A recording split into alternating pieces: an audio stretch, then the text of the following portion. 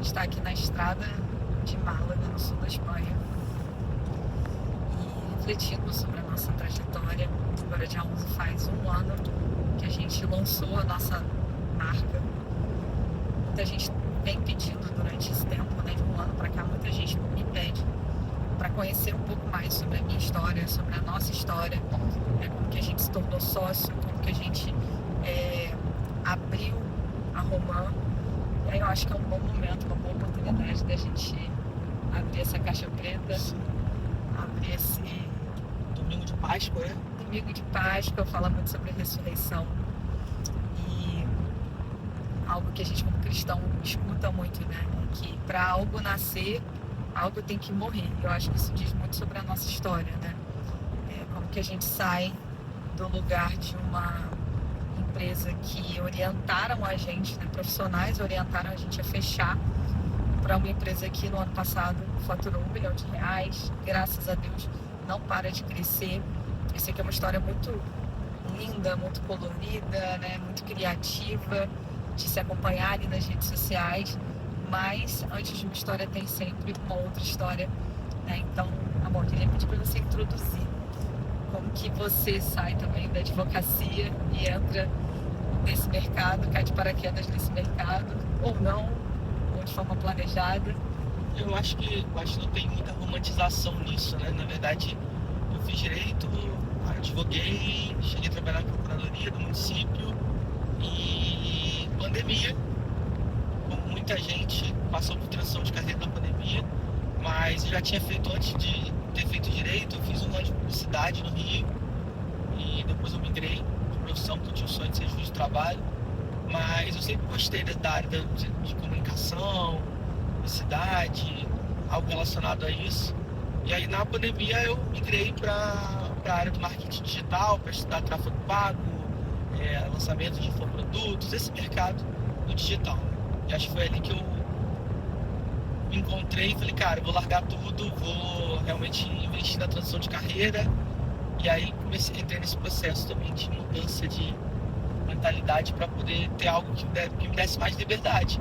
Eu estava trabalhando até 2, 3 da manhã, cumprindo o prazo, com um filho pequeno, muito cansado, muito exausto, ganhando sim dinheiro, bastante dinheiro, mas questão de saúde não estava compensando nem para minha saúde pessoal, nem para a saúde da minha família, né? Então não compensava, não valia a pena. E nessa época da pandemia, eu acho que o marketing digital, né? Na época se falava muito em marketing digital, se apresentava muito como uma super alternativa, assim, né? De liberdade geográfica, liberdade de tempo, e era algo que a gente buscava muito, porque desde que a gente casou, a gente tinha um sonho de ter uma vida meio nômade, assim, poder viajar e poder conhecer o mundo. A gente sempre gostou muito disso, né? E quando o nosso filho nasceu, diferente de outros casais, a gente passou a sentir mais vontade ainda, assim. Acho que quando o Gael nasceu, a gente viu que estava nas nossas mãos a escolha entre ter uma vida comum, né, de uma família comum, que vive uma vida comum, um trabalho comum, ou de fato a gente transformar aquilo ali, que era a nossa família, em uma configuração que fosse mais a nossa cara, né, mais autêntica. Então, quando o Duan vem para o marketing digital, a gente estava no boom dos lançamentos, né, e na época o meu foco era ter produtos, né, ter cursos, ter programas de educação voltados à formação de designers. Era um propósito que vinha muito forte dentro de mim, como há muitos anos eu já vendia, né, projetos de branding por um preço muito maior do que a maioria dos profissionais. Eu tinha esse desejo, essa vontade de ensinar essas pessoas, né, ensinar esses profissionais criativos a se valorizar, mudança de mentalidade, precificação, método. Então eu compartilhava o método que eu uso hoje, né, para as minhas marcas com eles, e foi uma época muito legal da gente descobrir, mas ao mesmo tempo, de alguma forma, a gente trocou, acho que uma exaustão por outra, né? Porque quando a gente vive nesse ritmo de lançamento, e na época a gente estava em outra configuração de sociedade, né? Então era uma outra empresa, nós não éramos sócios ainda, eram 2 empresas diferentes. Na época eu estava fazendo mestrado também, o Gael era pequenininho. Foi ali o meu segundo burnout, né? Meu primeiro foi quando eu estava na faculdade, quando eu ainda queria ser jornalista, e o segundo foi ali. Eu vivi um ano e meio, né, de um quadro de depressão, de ansiedade. Foi a primeira vez na minha vida que eu experimentei isso. E aí foi mais um momento, né, amor, que a gente precisou revisitar as nossas escolhas, entender. Acho que essa época foi uma época muito de perder totalmente eu falo por mim, né, o entendimento realmente de quem eu era, de onde começava a Yasmin, onde terminava a Yasmin, até que ponto eu não estava vivendo o sonho dos outros, até que ponto eu não estava entrando ali numa caixinha que era do outro, que não era minha, né, mudando a minha personalidade para caber em um formato, né, que não me deixava confortável. Então acho que foi o segundo momento que a gente precisou revisitar assim as nossas escolhas profissionais e entender um pouco do que estava acontecendo, né? Sim, sim. E, assim, pra gente não tem muita diferença, questão de vida pessoal, trabalho, religião, isso pra gente não existe. Tem uma frase que a gente escuta muito, que a gente fala muito, que o natural é sobrenatural, né? Então, a gente passa por todo esse período de transição, mas sempre acreditando em algo que a gente já tinha escutado, que a gente já sabia que a gente tinha que fazer, como se Deus realmente tivesse falado com a gente, e a gente seguindo isso, seguindo essa intuição aí. Mas na verdade a gente sabe que estava direcionando a gente. E aí a gente vem para esse momento onde a gente precisa viajar, fazer uma viagem, né? Pós-pandemia, a gente fez uma viagem onde a gente se especializou na Universidade Hebraica de Jerusalém, se especializou em inovação. A gente passa um tempo lá e ainda nessa etapa com sociedades diferentes, né? Mas a gente vem com muitas respostas de lá, com muita decisão, e muita coisa começa a se movimentar na nossa vida, e a gente vai por um caminho onde a gente precisa ter mais segurança financeira, mais estabilidade financeira, e a gente começa a levar acho que ainda mais a sério os nossos negócios, para poder ter essa liberdade geográfica que a gente precisava, por uma questão de chamado, por uma questão de posicionamento que a gente tinha que tomar mesmo.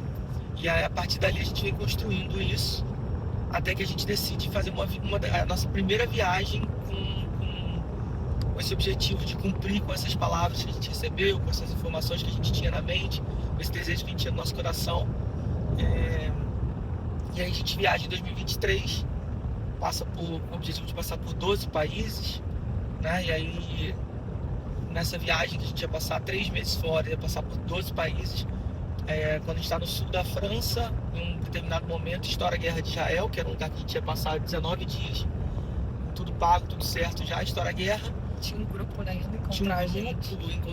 Encontrar com a gente lá, e depois de lá a gente ia pra Suíça, quase todos juntos. Então ia ser uma viagem, era uma viagem bem complexa, com muitas informações, muita coisa acontecendo ao mesmo tempo.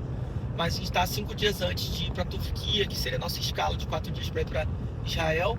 A Guerra de Israel estoura em 2023, outubro de 2023, e aí a gente precisa rever os planos, e a gente fica meio perdido no sul da França, sem saber o que fazer. E aí ganhamos tempo até chegar mais ou menos à época que a gente iria para Suíça, em Genebra. Mas eu acho que a grande sacada dessa viagem é porque ali a gente estava numa época ainda muito difícil da nossa vida, né, financeiramente, de uma forma geral, crescendo, mas com muitas dificuldades ainda de conseguir estabilizar. Mas a gente precisava fazer essa viagem, e a gente consegue ir, mesmo com toda essa dificuldade financeira, a gente consegue ir, arcar com a viagem, pagar todos os custos, mesmo com esse susto da guerra, a gente consegue passar por esse momento. E logo depois disso, em novembro, 2 dias depois do meu aniversário, que a gente passou em Londres, a gente volta para Cabo Frio para retomar o projeto da vida ali, que eram nossos negócios, com a certeza de uma expansão, de um crescimento, né, e de estar num lugar diferente nos próximos meses. Nessa época, a gente tinha a convicção de que tinham coisas na nossa vida que não estavam do jeito que precisavam estar. Assim, tinham coisas que precisavam ser revisitadas. Há muitos anos a gente já escutava de pessoas confiáveis, pessoas próximas, de que seria muito legal se nós fôssemos sócios, né? Se nós tivéssemos uma empresa juntos. Isso era algo que não estava no nosso radar, sinceramente. Acho que a gente tinha uma visão de que é melhor não misturar as coisas, melhor a gente não ser, né, marido, mulher e sócios.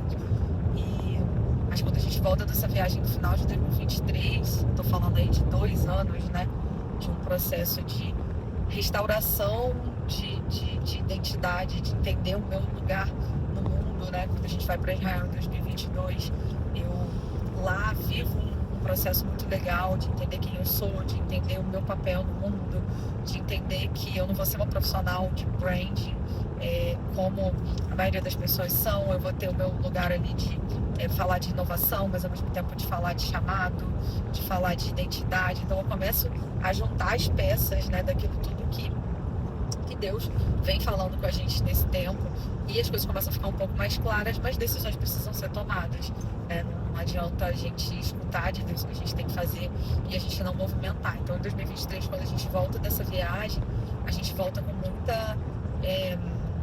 muitas novas informações, a gente volta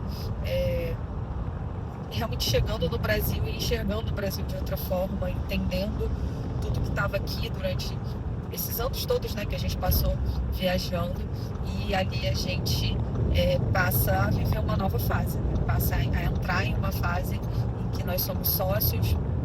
Foi muito difícil porque a gente assumiu a empresa de um jeito que as empresas, né, para tornar uma de um jeito que a gente realmente não imaginava. Quando eu falo que profissionais orientaram a gente a fechar a empresa, é uma verdade, isso realmente aconteceu. O contador literalmente disse: essa empresa está falida, fecha e vai fazer outra coisa da vida.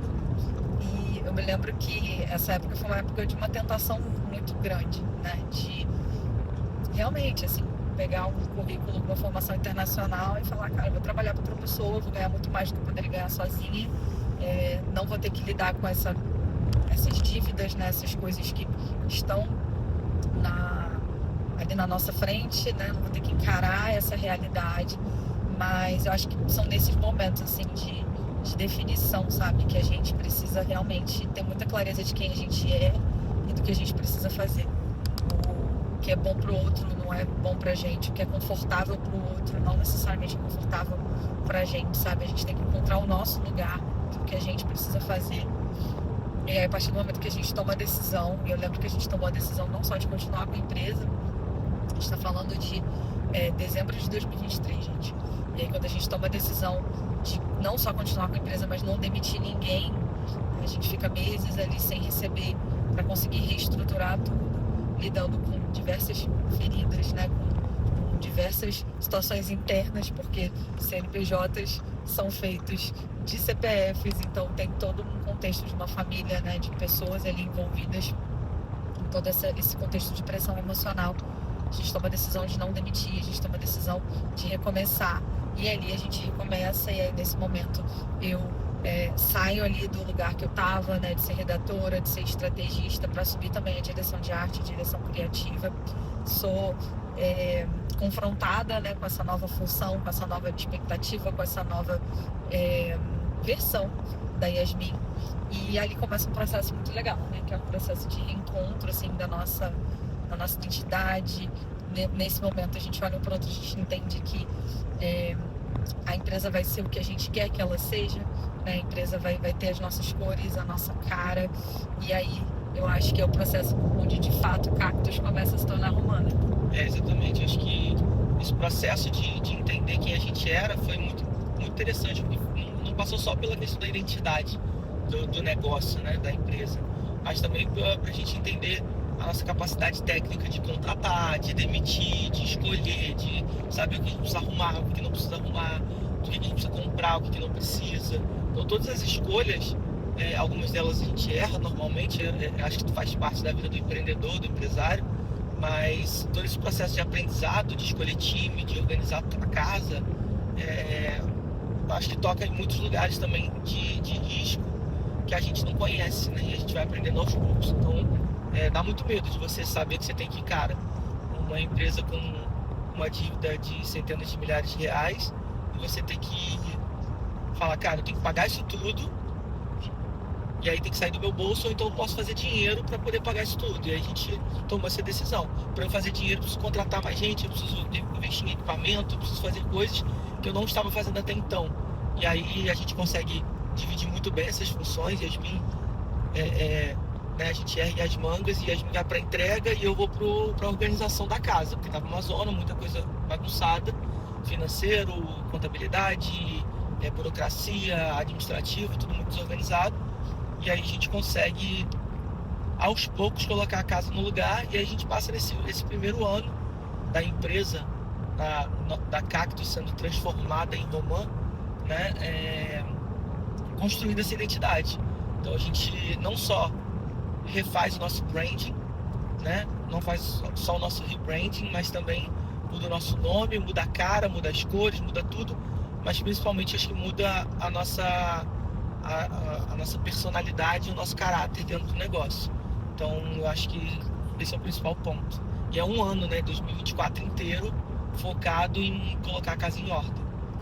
É isso que o Dom tá falando, é muito legal, porque quando a gente está num contexto de sociedade, muitas vezes a gente tende a achar que a gente precisa, que a gente depende, né, do outro. E aí no momento que a gente se vê, entre aspas, sozinho, eu acho que é um processo de empoderamento também, né, da gente entender, redescobrir os nossos talentos, entender que a habilidade é algo que se conquista, um músculo, né, algo que você trata, que você trabalha.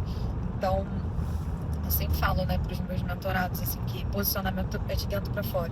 Primeiro a gente se posiciona dentro da gente, a gente assume algumas verdades sobre nós, sobre o nosso negócio, depois a gente transparece isso numa rede social, ou enfim, onde quer que seja, né? Então eu acho que esse processo que a gente está trazendo aqui é um processo de bastidor muito forte que a gente vive, né, de se entender, de se reencontrar, de enxergar ali um negócio falido como uma oportunidade de crescimento, de início servindo esse negócio, né, não tendo benefício nenhum, assim, em troca, realmente sobrevivendo. Foi muito difícil, mas a gente, como cristão, a gente acredita muito também, né, como eu falei lá no início do vídeo, que para algo nascer, algo precisa morrer. Então a gente viu esse processo de morte do nosso negócio, né, a gente está falando de 2 anos atrás, e aí lá em janeiro de 2024 a gente reencontra com um amigo antigo, né, na nossa cidade, em Cabo Frio. A gente esbarra com o Pedro Quintanilha na rua, que acontece parte. Eu literalmente esbarrei, a luz acabou do prédio, e aí eu fui entender o que estava acontecendo, se tinha algum problema, que eu tinha uma reunião importante, e aí para ver se ia voltar, se estava alguma manutenção.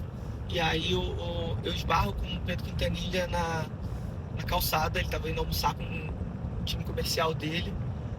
E aí ele vira pra mim e falou assim: e aí, vocês da mentoria, cara, cadê vocês e tal? Eu falei: pô, Pedro, a gente tá passando por uma transição muito grande, troca mudança de sociedade, né? Muitas dívidas e tal. Ele: cara, vocês estão perdendo tempo. Yasmin já tinha que estar palestrando, já tinha que estar em outro lugar, ela tem muito conhecimento, eu conheço vocês e tal. Vamos conversar sobre isso.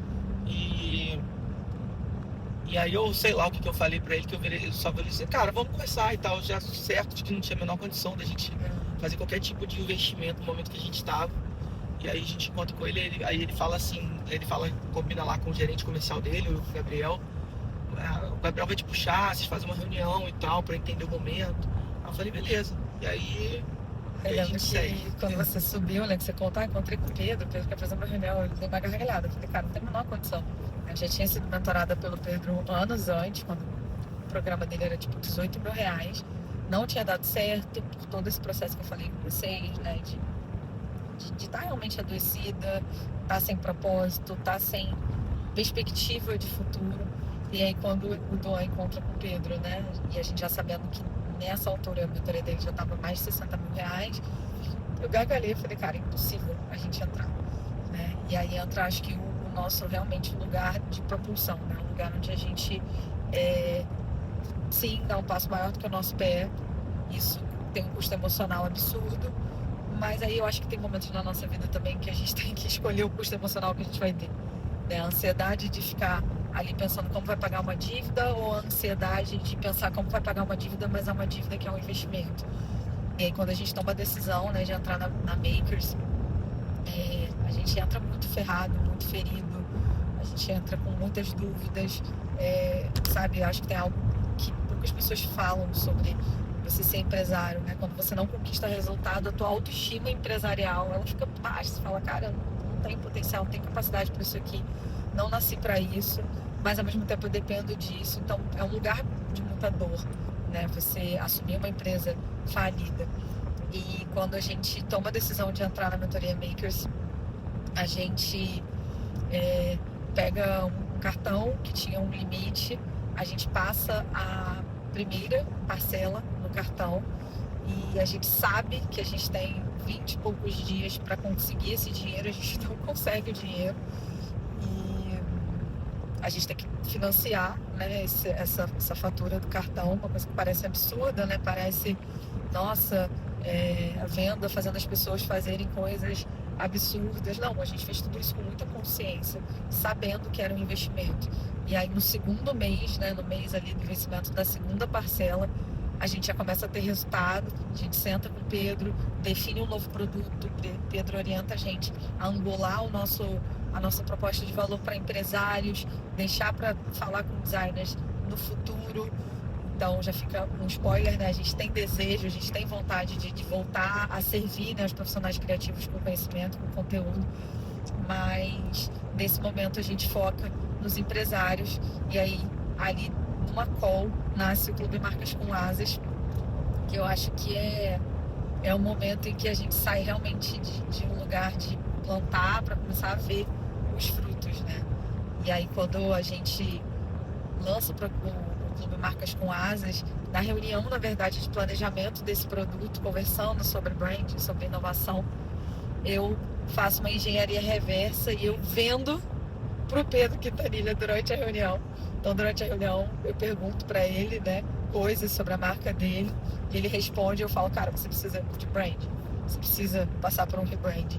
E aí Pedro fecha com a gente, Pedro é o primeiro cliente dessa nova era, né? Ali a gente toma a decisão de celebrar, mesmo sem poder fazer uma festa, celebrar esse recomeço, né? Queimar as carroças, deixar para trás tudo que passou. Dia 11 de abril de 2025, a gente faz uma festa dentro do nosso escritório, com os nossos amigos, com a nossa família, para celebrar, para agradecer a Deus por esse recomeço, sabe? Ali a gente já tem um pouco mais de esperança no futuro. E dali pra frente, o que aconteceu, amor? E a gente lança também o nome novo, né, da empresa, lança tudo. E dali foi só crescimento, cara. Foi só crescimento.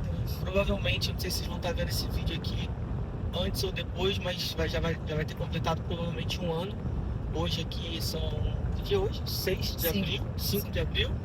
E dia 11 a gente faz um ano de Romã lançada. Então, pra gente é um marco muito importante, porque realmente esse marco de mudança do nosso negócio, nosso modelo de negócio. É um ano em que a gente conseguiu tirar a empresa completamente do vermelho e colocar ela numa crescente azul. Então, pra gente é mais do que uma oportunidade de gerar valor para nossa família, para nossa vida, para nossa saúde, mas também gerar valor para outras pessoas, empresários que acreditam na gente, que acreditam no que a gente entrega, e a gente vê esses empresários tendo resultado e vendo essa transformação, gente que estava completamente estagnada, sem saber como crescer, como expandir o negócio, e através de muito que a gente entrega, tá alcançando isso. Pra gente é mais do que prazeroso, porque além da gente ter corrigido a nossa rota, a gente ajuda outros empresários a corrigir a rota deles. Então, é mais do que a certeza que a gente está no lugar certo e fazendo a coisa certa. Eu ia falar isso, assim, acho que hoje o papel que a gente cumpre para os nossos mentorados, para os nossos clientes, é ser essa pessoa, sabe, que a gente precisou lá no passado. Alguém que olha para um empresário e fala, o teu valor, sabe, o teu DNA criativo, assim, aquilo que você tem de mais valioso é isso que você tem que entregar para os outros, sabe? Então, isso foi algo que faltou pra gente, né? Isso custou anos da nossa vida, a gente entender quem a gente era, o nosso real valor, sabe? Poxa, queremos ser missionários, mas queremos ser empresários também, né? Eu gosto muito de psicologia, gosto de inovação. Será que tem espaço no mercado para eu ser essa profissional que gosta de tanta coisa ao mesmo tempo? Ou será que eu tenho que ser a profissional que só fala de design gráfico, que só fala de estética, sabe? Então, a gente viveu um processo de cura, um processo de autoconhecimento e ao mesmo tempo de entender o mercado, de entender o jogo, né, de entender como a gente deveria se portar. A gente viveu esse processo de forma muito profunda e hoje poder ser esse atalho para os nossos clientes, né, eu como mulher poder olhar para uma mulher e falar assim, olha, o valor que você gera para outras mulheres é esse. É sobre isso que você tem que falar, você não tem que ter medo, você não tem que ter vergonha. Ser essa pessoa, para mim, é uma grande honra, assim, porque eu acho que, eu costumo dizer que é o trabalho mais legal do mundo, né? A gente se envolve com gente boa, com gente honesta, com gente que gosta, que ama o que faz, que se emociona nas nossas reuniões. Hoje a gente tem o Marcas no Divã, né? Que é um sonho antigo também, né? Da gente fazer algo diferente. Poxa, a gente um divã no meio do nosso escritório, nosso cliente deita e conta sobre a vida dele. Cara, se tem trabalho melhor do que esse, eu não conheço. Mas esse é o meu trabalho. Meu trabalho é ajudar empresários honestos, emocionados, sim, pessoas que amam o que fazem, a se comunicar melhor, a gerar mais valor, a transformar mais, a emocionar mais. E isso tudo vem desse processo de descoberta, né, que a gente mesmo viveu. Então, Cactus se torna Romã. É muito legal porque tem uma coisa muito interessante desse processo. A gente tem muita técnica para tudo, né? Para naming, para branding, para tudo. Mas nunca funciona com a gente mesmo, né? Infelizmente não. Ou felizmente. Infelizmente. Porque o nome Romã, né? Tem uma pessoa do nosso time que é da nossa família, né? A Manu, que ela é muito sensível, assim. Ela tem sonhos, ela tem premonições. E a Manu um dia chegou lá falando: eu sonhei que a empresa se chamaria Romã. E aí, pô, Romã, quem me conhece sabe, né? Israel é o fruto da inteligência, da prosperidade, ao mesmo tempo uma palavra pequena com 4 letras. Tem uma associação à Apple, que é uma marca que a gente é apaixonado. Na hora, a gente ficou meio assim, mas depois a gente comprou a ideia, né? E tudo vem sendo conduzido assim, com estratégia sim, com visão de negócio sim, mas com muita sensibilidade, porque como o Dó falou, não existe divisão entre vida pessoal e profissional. Eu acho que a Yasmin e o Duan, missionários, aqueles que casaram cedo, que queriam mudar o mundo, que queriam ter muito dinheiro, né, para levar a família toda para viajar, estão orgulhosos do caminho que a gente está fazendo. Ainda tem muita estrada para correr, né? Muita estrada. Estamos só começando, assim, o primeiro milhão era um sonho, mas depois que também vai, que passa, a gente passa a sonhar muito mais. E é isso. É isso. Agora é aguardar as cenas dos próximos capítulos, construir algo ainda maior do que a gente já construiu até aqui e continuar crendo que mais na frente tem algo ainda melhor. Com certeza. Inclusive estamos a 11 minutos de Málaga, mas pra frente tem algo muito melhor. Com certeza.